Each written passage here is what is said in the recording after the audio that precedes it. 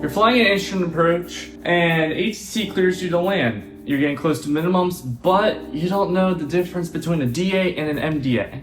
Okay, well, I guess in a real-world scenario, this wouldn't really happen, but the answer depends on whether you're going to be flying a decision altitude versus a minimum descent altitude. Today, I'm going to make this so simple for you guys that you guys never have to think about which is which ever again. My name's Captain Ethan. I am in AGI IGI, so listen to your CFI still for advice. And let's talk about the DA and the MDA, because this could be the dumbass or the minor dumbass. Not a funny joke. Okay, not a good joke? No, it wasn't. It was a really bad joke. Okay, I won't make that joke for the rest of the video. Let's talk about the DA and the MDA. So let's talk about what are minimums first. We should all should know what a minimum is. A minimum is an altitude where you descend down to before you come into land. Basically, in that altitude is going to be the lowest point that you can go to while you do not have visual references before you have to make a decision whether to go around or to not go around. Now, there's a difference between an MDA and a DA. Minimums basically keep you clear of terrain and different obstacles as well. They can be higher or lower in some circumstances, and it also depends on the instrument approach that you are also flying as well. Let's talk about the two altitudes now, because that's why you came on this video: the dumbass and the minimum, and the minor dumbass. Buddy, I already told you it's not a funny joke. Okay, I'm sorry, I won't make the joke anymore. The decision altitude. The decision altitude is going to be the one that you're primarily going to use for the majority of your instrument approaches, unless you go into an airport that does not have an ILS or an LPV or an LNAV VNAV approach. So anything non-precision like a VOR, NDB, LNAV approach, those are going to be the ones with the DA. Everything else is going to, or wrong. That's going to be the ones with the DA, or wrong. Those are going to be the ones with an MDA. This gets very confusing. Stupid! So, decision altitude. These are going to be used on precision approaches and approaches with vertical guidance. They're going to be published as a decision altitude. You're not really going to know if it's going to be a decision altitude unless you have an RNAV approach that has an LPV, an LNAV VNAV, and an LNAV minimum. I'll throw one up on screen right here. You guys can see the little MDA, DA. That's what's going to tell you. Here's the key points about a DA and an MDA. Let's go with DA first, because that's what we're talking about. The decision altitude. Decision altitudes, you keep descending basically. You keep a constant rate profile all the way down until your decision altitude. Once you're at your decision altitude, you do not level off. Key pointer, do not level off. At decision altitude, you make one decision. That's why it's called decision altitude. You either continue or you go around. Usually, you're going to continue because you have the runway environment in sight. Alright, let's talk about the minimum descent altitude. This one gets a little confusing. Minimum descent altitudes. When you're flying an LNAV approach, you do not have, or an LNAV, a localizer, or an NDB, or a VOR approach, you're not going to have a little diamond needle or whatever you're going to have. That's going to descend you all the way down to your minimum. You're not going to have that. You're going to have different step downs. You're going to have 2,000 here. You're going to have to descend down to 1,700 here. Then you have to descend down to your minimum of 800 feet. Unless you have the witted NOTAM on runway 7, where it has 900 feet. Then you're going to descend down to that. Well, maybe you don't have the runway environment in sight. So what do? You keep descending down, you level off at your first step down. You descend down to your MDA, and you level off at your MDA until your missed approach point.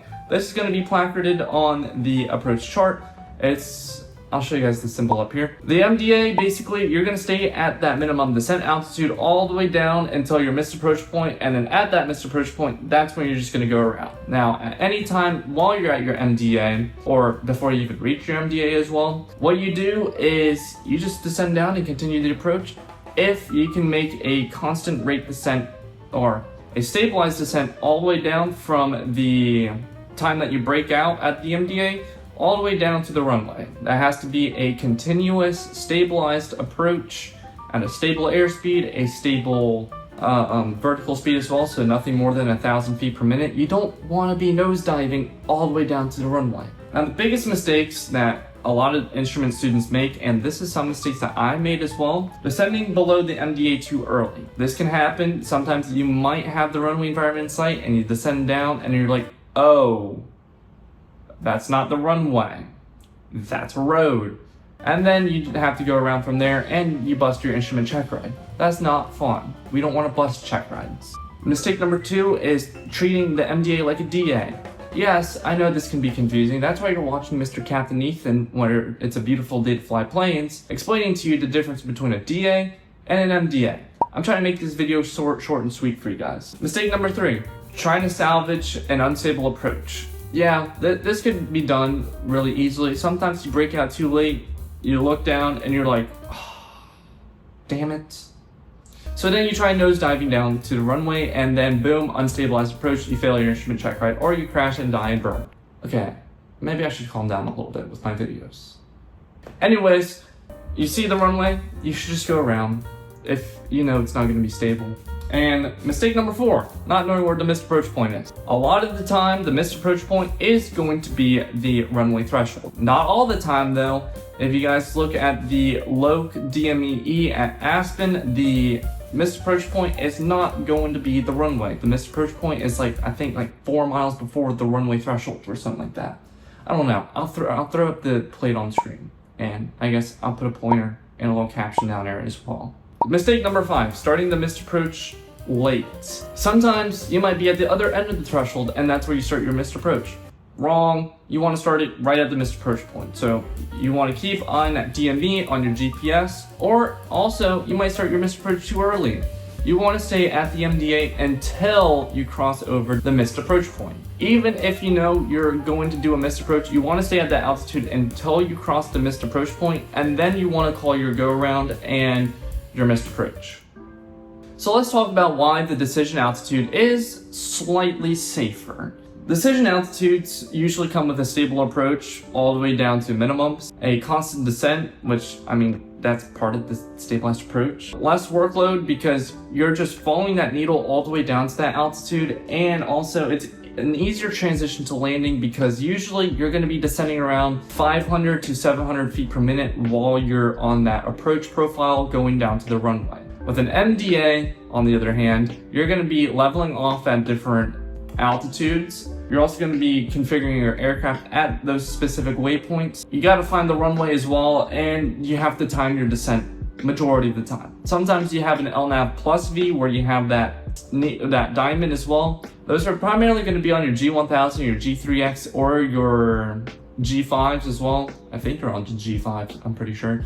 But you still got to time your descent down to the runway, and you also have to use your best judgment to be like, okay, is this going to be stabilized if I'm 2 miles away from the runway and I'm at 1,000 feet from my MDA? Maybe not, so you might have to make the decision to go around. That adds workload to you. We don't like adding workload to you. So some real world examples, let's say you're taking the ILS runway 18 into Pi.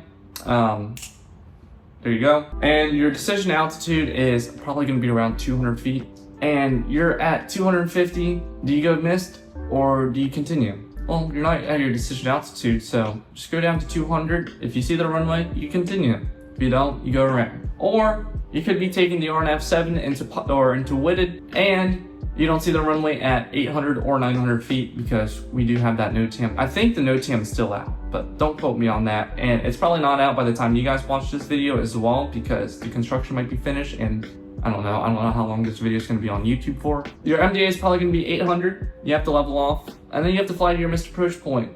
And if you don't see the runway, I guess if you don't see the runway before reaching the missed approach point, you're probably going to have to go missed anyways. But it's going to be extra workload trying to find the runway, and you probably have a bunch of things going on in the airplane. So here's a quick little memory trick for you guys in case if you guys forget the DA versus the MDA.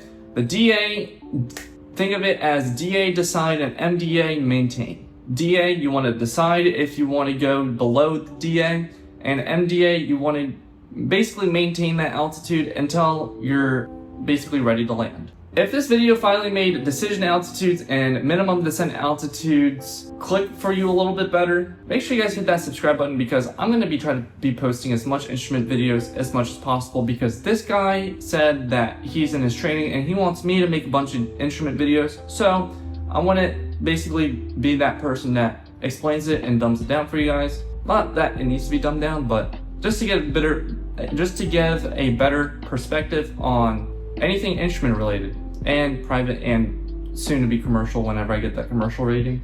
And if there's another IFR topic you guys want me to talk about, let me know down in the comments below. I'd be happy to know what you guys want me to talk about. And if I've already talked about it but you guys want me to explain it better, let me know as well because I gotta remake a lot of my YouTube videos. Anyways, We'll see you guys in the next video, and happy soaring in the skies. Well, I guess in the clouds.